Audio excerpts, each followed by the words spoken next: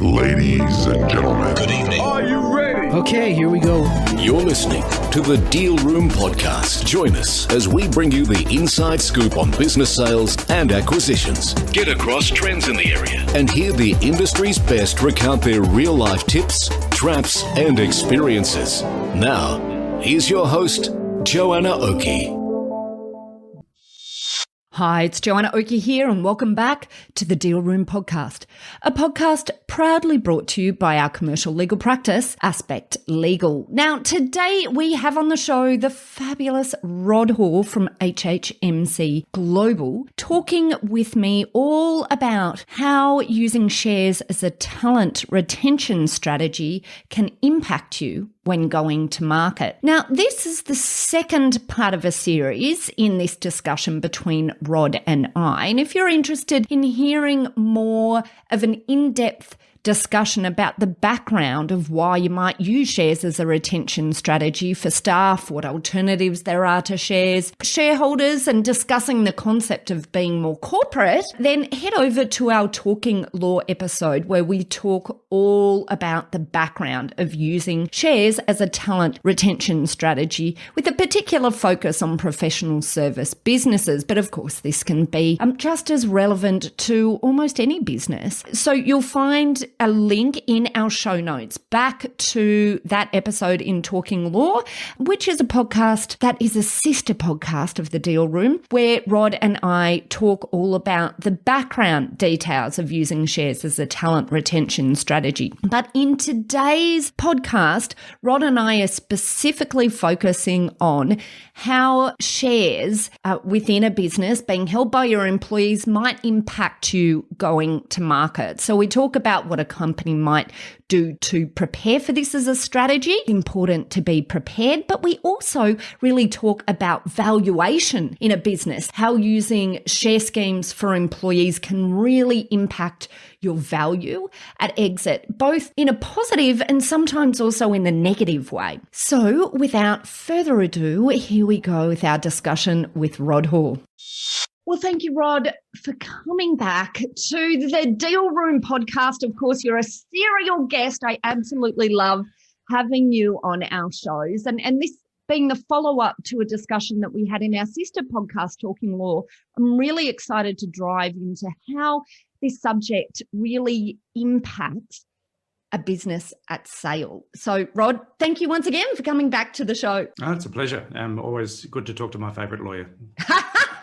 I did not pay you to say that, by the way. I just like to catch you off guard. You did that. Okay. So, and obviously, just before we get into this, can we step back a moment? Because in our previous discussions, if our listeners have heard those on Talking Law, where we talk really about the how-to of organising employees to hold shares and why that works for it as an employee retention strategy.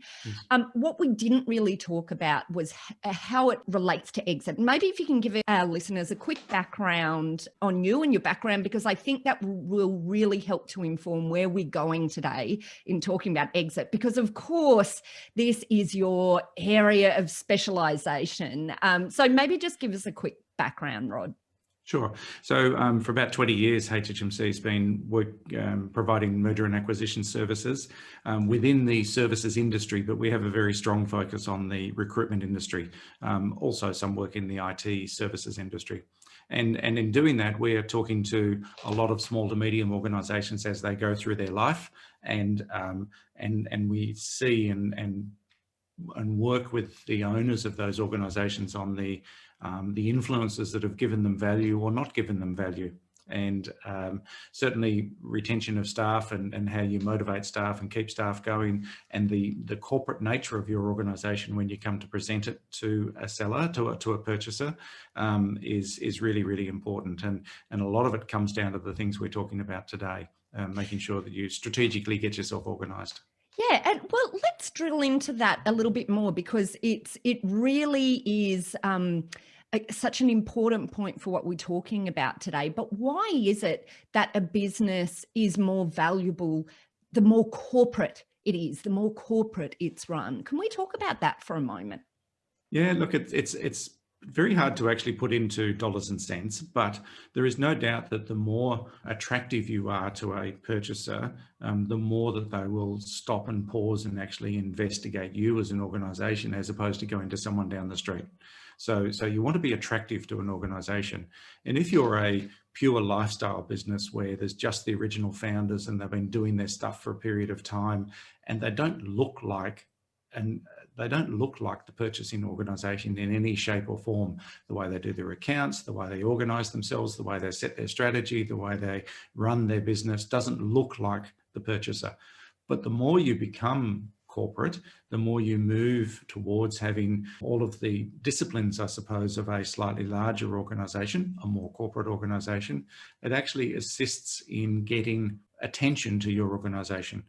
Now, I'd also argue that in doing that, you will be a better organisation, you will make better decisions, you will earn better revenue, and you will make more profit as well. And that's what generates the value. So there's that attractiveness as well as the actual value of the organisation comes along. Love it. And of course, that's the theme of what we're talking about all the time on the Deal Room podcast, which is, running your business in a sale ready state is a better business in any event. And let's just drill into as well what we mean by becoming more corporate. So we've used that as a differentiation between the lifestyle business, where it's, where we generally have one or two, maybe three owners, founders, quite often who the business runs around, but who are also critical to the ongoing running and value of the business. And from a corporate to look more corporate, what are some of the things we need to put in place, or what does that mean practically? We tend to look at organisations and reasonably crudely, I suppose, put them in one of three buckets. And you mentioned lifestyle there, and so that's at one end where, without denigrating the business, because there can be great profitable businesses in this category, but the business is run for the benefit of the shareholders, and they'll make decisions for the benefit of the shareholders, not necessarily to make the business the best it could be or the most strategically strong it can be. At the other end of the scale are the very corporate businesses, and the easy ones to look at there are the ones that are listed, because there's so many rules and regulations and obligations on those sorts of organisations. Now, you could be a large organisation and not listed and still have those characteristics. In the middle is what we call sort of the owner-dominant business or the owner-operated business, and we differentiate those from the lifestyle businesses because they have intent. They have the strategic intent to be a better business, and they will constantly grow and push themselves and challenge themselves to be a better business. Lifestyle businesses don't really have that intent. So that's a very, in some ways, a wishy-washy solution, but you can see it in terms of how strategically organised they are, how they run themselves internally, how they pay people, how disciplined they are with their financial accounts, all of those sorts of components, the process and procedure within the organisation, both at the business end as well as in terms of the operational end. They're constantly striving to be better. Okay, and then let's talk about value as well. And of course, you deal primarily with lots of businesses in the recruitment sector. So when we're talking about valuation of businesses here, bear in mind for our listeners, we're talking also about the sector itself. But what, in your experience, might be the types of multiples, the difference in the multiples that we'll see between the lifestyle, between the owner dominant, and between the corporate? I mean, I've heard many times the lifestyle business being referred to almost as acqui-hires, the hiring of talent through acquisition, but there being issues with any sort of value over and above that. But what does this look like, just in a crude... Yeah, look, let's ignore structure at the moment, and let's ignore working capital. So let's just take those things off the table and just talk about a multiple of profit at the moment, because that's sort of the pub talk way of discussing value. And So a lifestyle business usually is somewhere between not much, like close to zero, and maybe up to a 3 times multiple within the recruitment industry.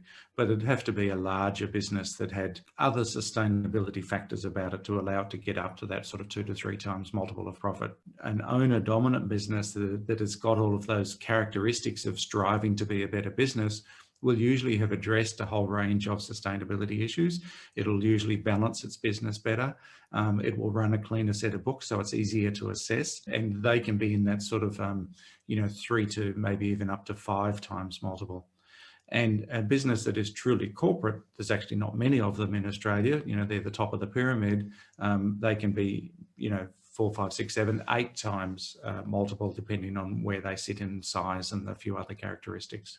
So there's definitely a valuation change as they go through those positions. And a valuation driver for what we're about to talk about now. But I think this is really good background, because some of these background concepts, because we work in the industry all the time, it's obvious to us, but I think many of our listeners will find it really useful to understand, here's the real drivers for moving towards being more corporate in your disciplines in the business, and how you're approaching some of these issues that we're going to talk about. And look, and we want owners to be self-assessing in this area so that they clearly understand where they are. There's nothing wrong with being in any category.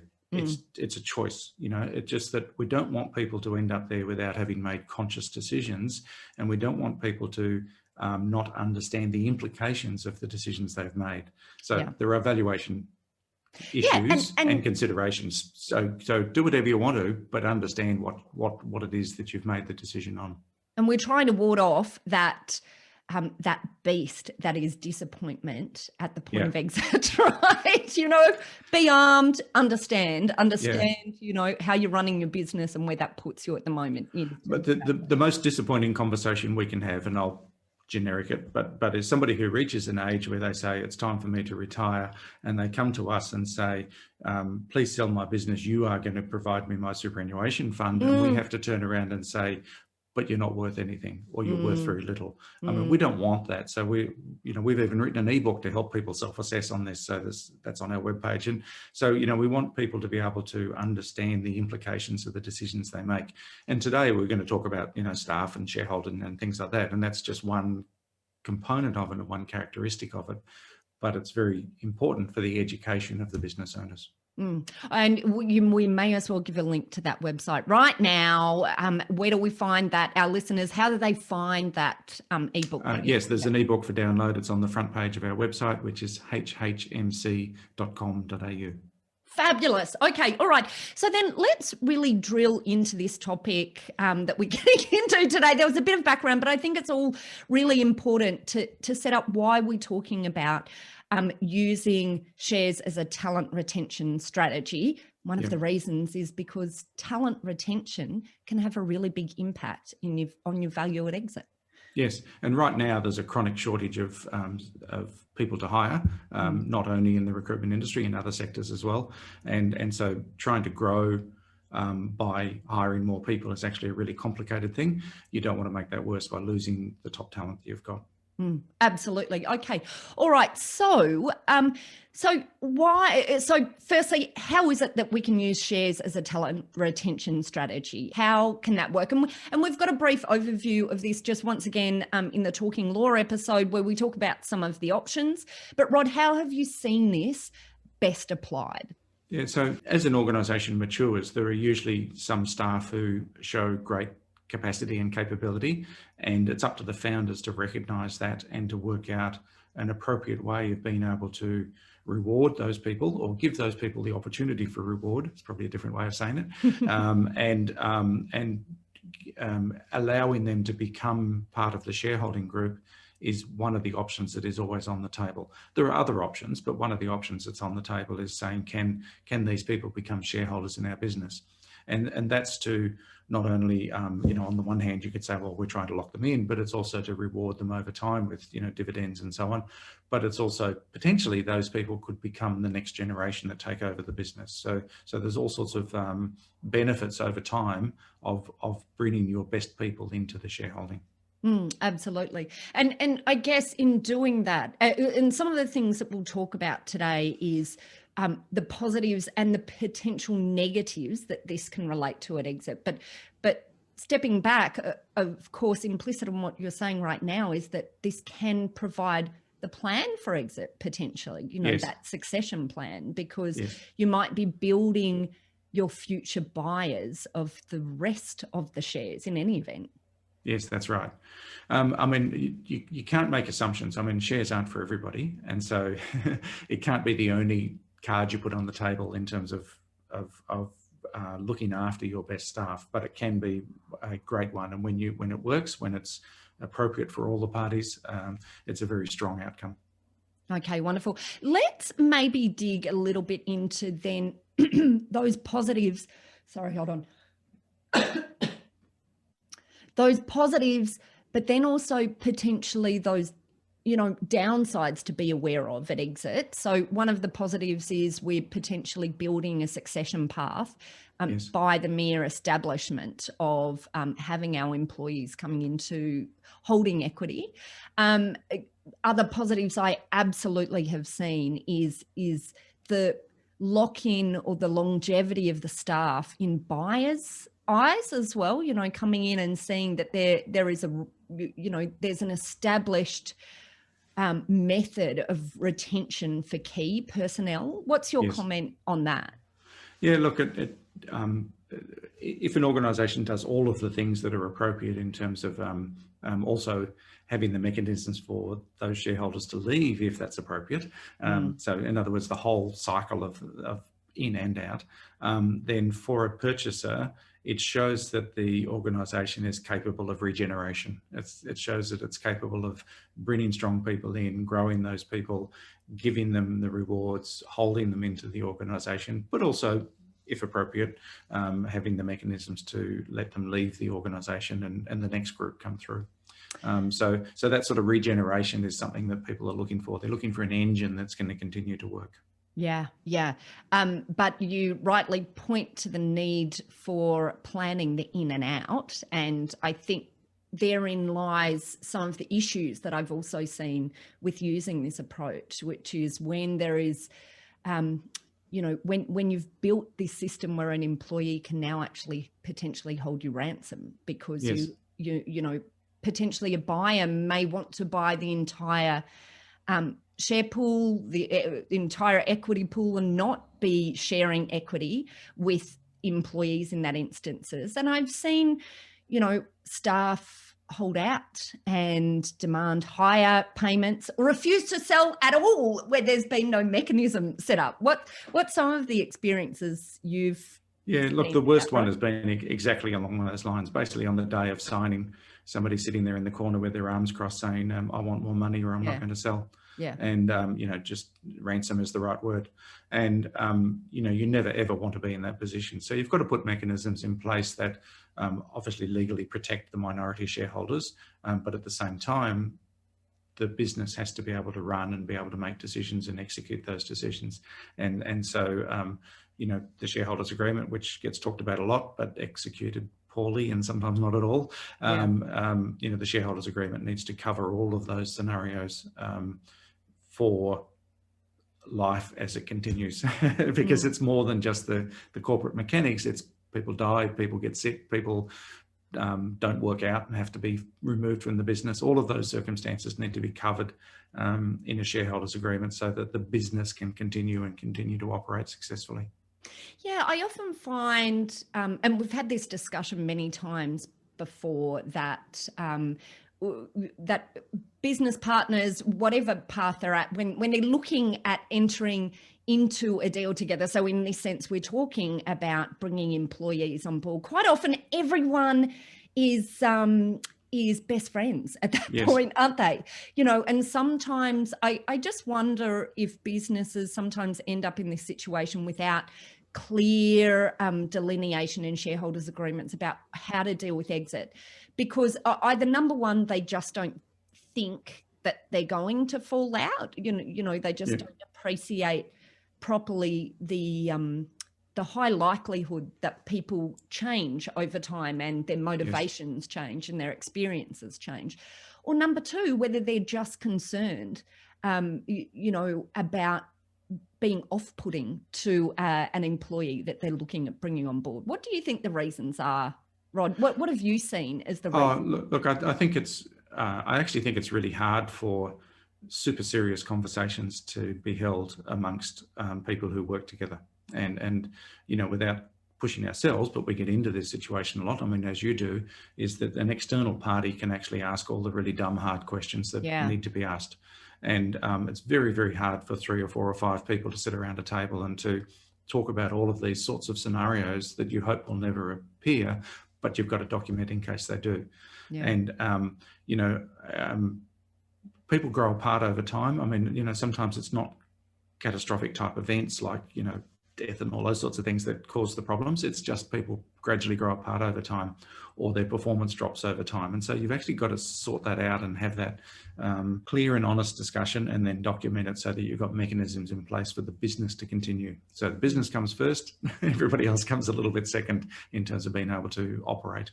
Mm-hmm. And look, if I can give just a longer answer on that in one area, some of it starts from when you have a group of founders for a business and they've been operating the business for a period of time, and this is the first time that they're thinking of bringing somebody else into that shareholding. There's actually a whole range of things that those people need to do to unwind themselves from the very comfortable existence that they've got into.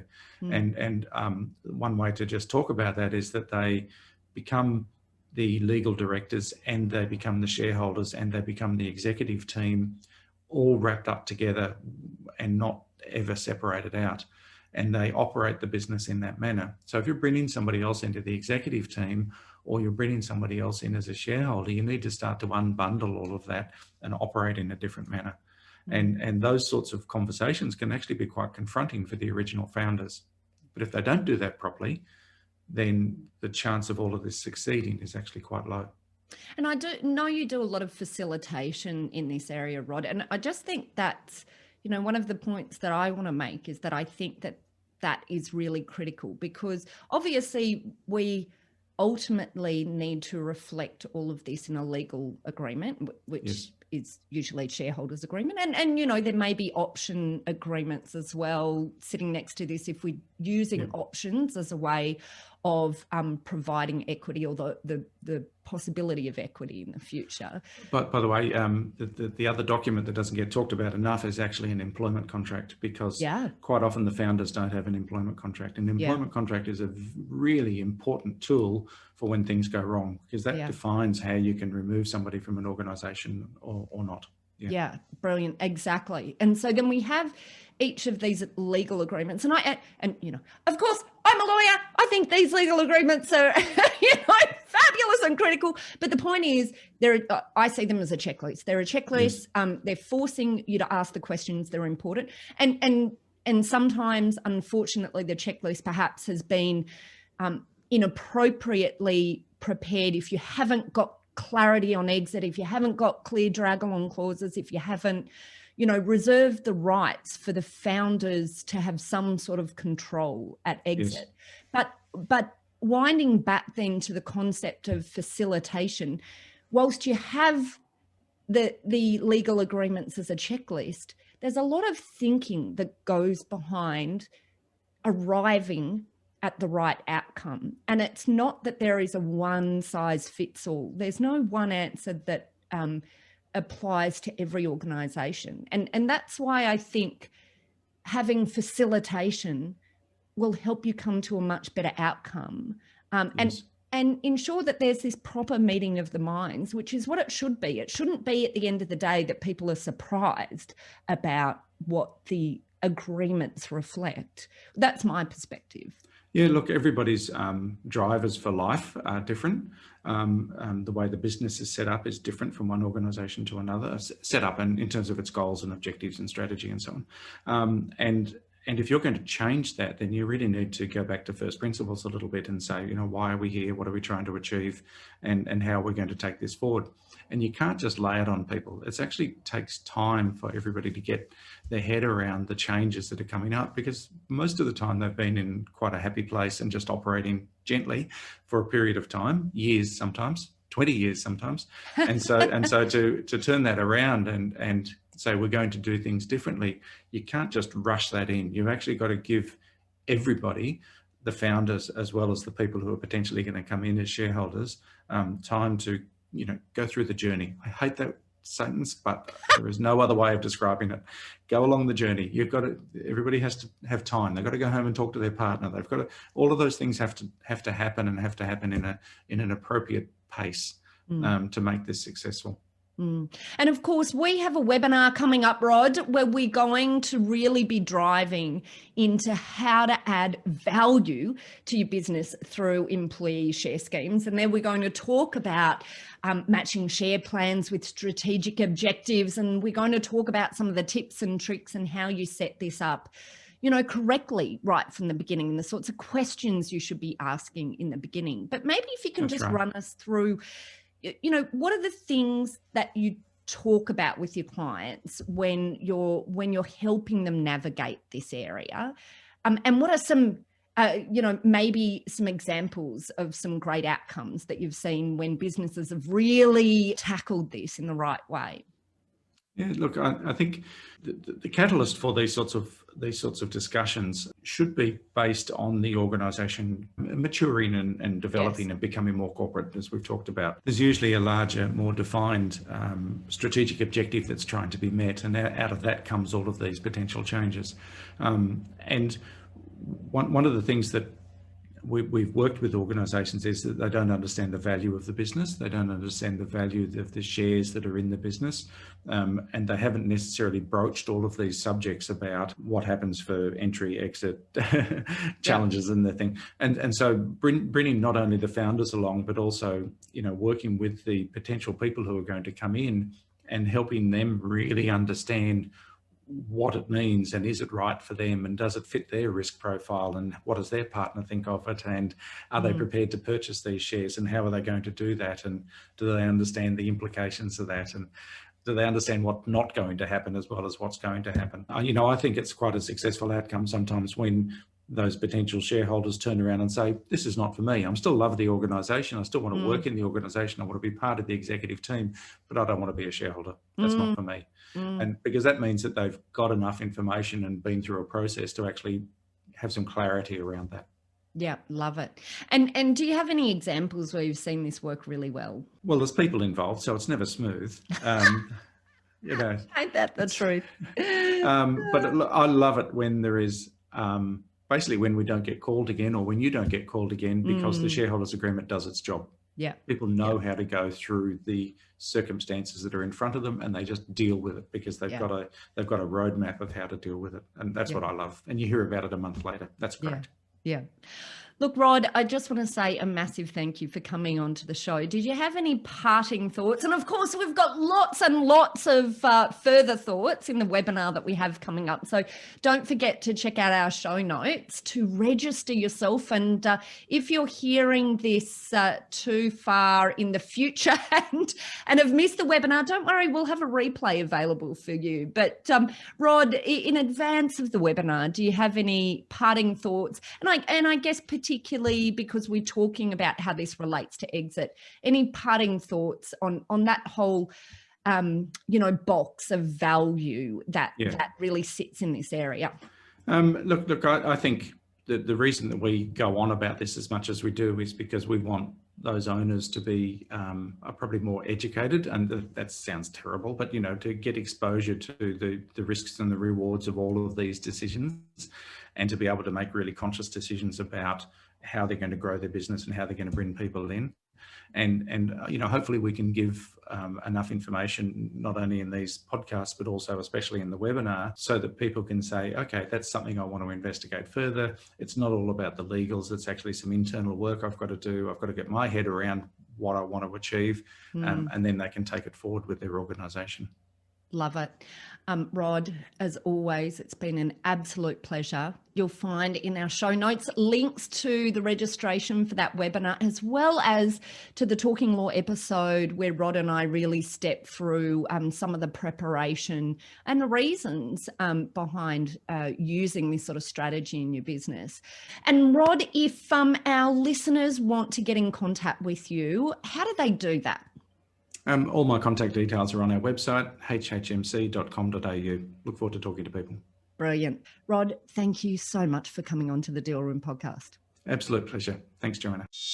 Well, that's it for this episode of the Deal Room podcast, of course, where we're talking all about employee share schemes and how they can provide a valid retention strategy, but also important value driver at exit. Now, of course, don't forget that we have another episode drilling into other areas on this topic in our sister podcast, Talking Law. Now, you'll find in the show notes a link straight through to that podcast episode in Talking Law where Rod and I dig further into some of the background as to why shares can be a useful retention strategy, what alternatives there might be to shares, how to prepare the business for new shareholders, and a little bit more about shareholders agreements and what you want out of those.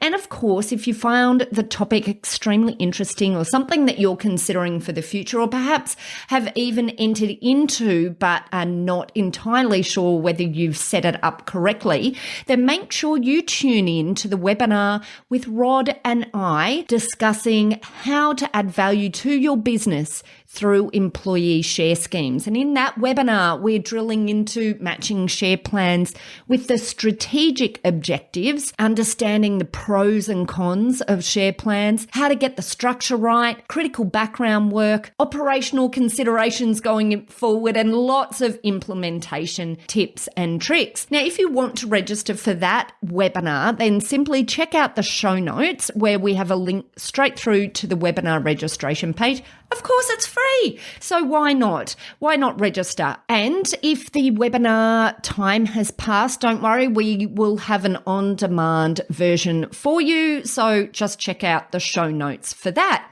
Now, if you'd like more information generally about this topic, then head over to our website at www.thedealroompodcast.com, where you'll also be able to download a transcript of this podcast episode. And of course, there you'll be able to find details of how to contact Rod Hore at HHMC Global. And you will also be able to find out how to contact our legal eagles at Aspect Legal if you or your clients are interested in setting up an employee share scheme, or indeed if you would like to have one that is set up reviewed. We've got a range of services to help guide businesses, both large and small, through this area. And of course, we also provide advice of how to make sure you're protecting yourself best at exit when setting up these schemes. And finally, if you enjoyed what you heard today, then don't forget to pop over to your favorite podcast player, hit subscribe, and maybe even consider leaving us a review. Well, thanks again. You have been listening to Joanna Oakey and the Deal Room podcast,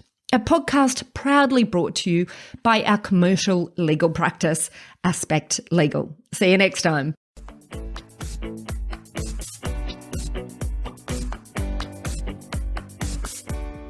Aspect Legal has a number of great services that help businesses prepare for a sale or acquisition, to help them prepare in advance and to get transaction ready. We've also got a range of services to help guide businesses through the sale and acquisitions process. We work with clients both big and small and have different types of services depending on size and complexity.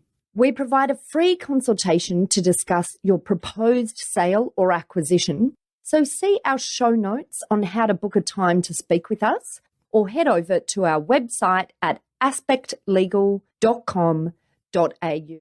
Ladies and gentlemen. That will conclude this evening's entertainment.